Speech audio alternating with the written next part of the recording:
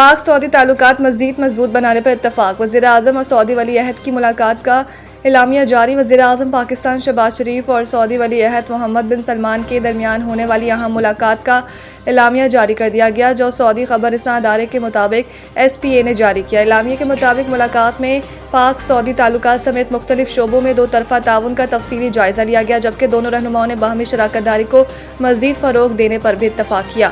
Saudi वली अहद ने पाक Saudi strategic ताउन को सराहते हुए उसे मज़ीद मुस्तहकम बनाने के लिए वज़ीर आज़म शहबाज शरीफ की काविशों की तारीफ़ की। मुलाकात के दौरान मशरिक़ वस्ता की मजमूई सूरत हाल पर भी तबादला ख्याल किया गया। एलामिया में बताया गया है कि अमरीका और ईरान के दरमियान जारी सफारती कोशिशों पर भी गुफ्तगू हुई, जबकि खत्ते में अमन के क़याम के हवाले से इक़दामात ज़ेर बहस है। इस मौके पर सऊदी वली अहद ने वज़ीर आज़म शहबाज शरीफ और सैयद आसिम मुनीर के किरदार को सराहते हुए कहा कि सऊदी अरब खत्ते में अमन इस्तेहकाम के लिए हर मुमकिन ताउन जारी रखेगा। फील्ड मार्शल सैयद आसिम मुनीर की तेहरान में ईरानी वज़ीर ख़ारजा से मुलाकात। दीगर ईरानी हुकाम की भी शिरकत। फील्ड मार्शल सैयद आसिम मुनीर की सरबराही में पाकिस्तानी वफ़द ने ईरानी वज़ीर ख़ारजा से तेहरान में मुलाकात की। मुलाकात में दीगर ईरानी हुकाम ने भी शिरकत की। समाजी राब्ते की प्लेटफॉर्म X पर अपने बयान में पाकिस्तान की जानिब से मुज़ाकरात की शानदार मेज़बानी पर इज़हार तशक्कुर करते हुए अब्बास अराग़ची ने कहा कि हमारे गहरे और अजीम दो तरफ़ा ताल्लुकात की अक्कासी करता है।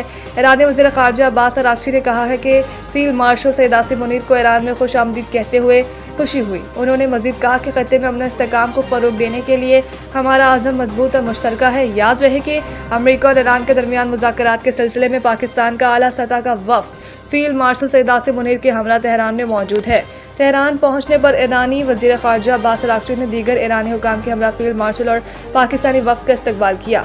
कतरी नशरियाती इदारे अल जज़ीरा के मुताबिक ईरानी ज़राए ने बताया है कि ये दौरा ऐसे वक्त में हो रहा है जब दोनों ममालिक के दरमियान मुज़ाकरात दोबारा शुरू करने की कोशिशें जारी हैं।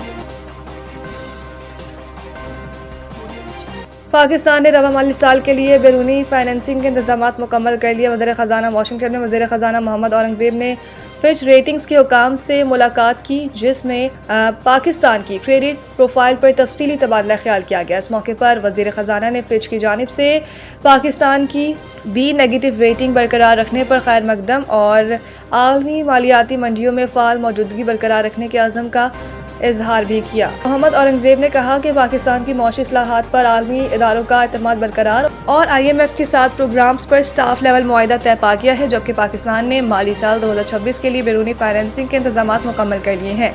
पांडा बॉन्ड्स, यूरो बॉन्ड्स और स्कोप के जरिए भी फंडिंग हिकमत अमली जारी है। दूसरी जानिब वाशिंगटन में सिटी माइक्रोफॉर्म से खिताब करते हुए मोहम्मद औरंगज़ेब ने सरमायाकारों को इक़्तिसादी हिकमत अमली पर ब्रीफिंग देते हुए इत्तला दी है कि IMF से स्टाफ लेवल मुआहिदा तय पा चुका है। IMF की एग्जीक्यूटिव बोर्ड से मंजूरी मई के अवाइल में मुतवक्के है।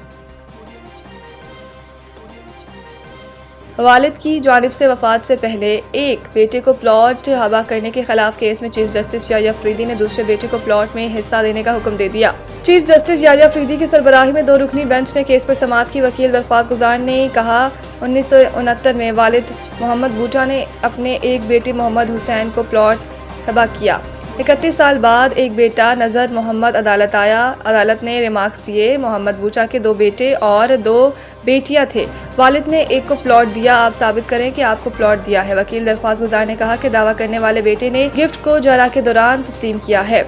चीफ जस्टिस ने कहा कि एक फैसला मौजूद है, चाहे मान जाएं तब भी आपको साबित करना होगा। अदालत ने इस्तदा को देखना होता है। फैसलाबाद के रिहायशी मोहम्मद नजर ने वालिद की जानिब से प्लॉट एक बेटे को देने के खिलाफ 2000 में दावा किया।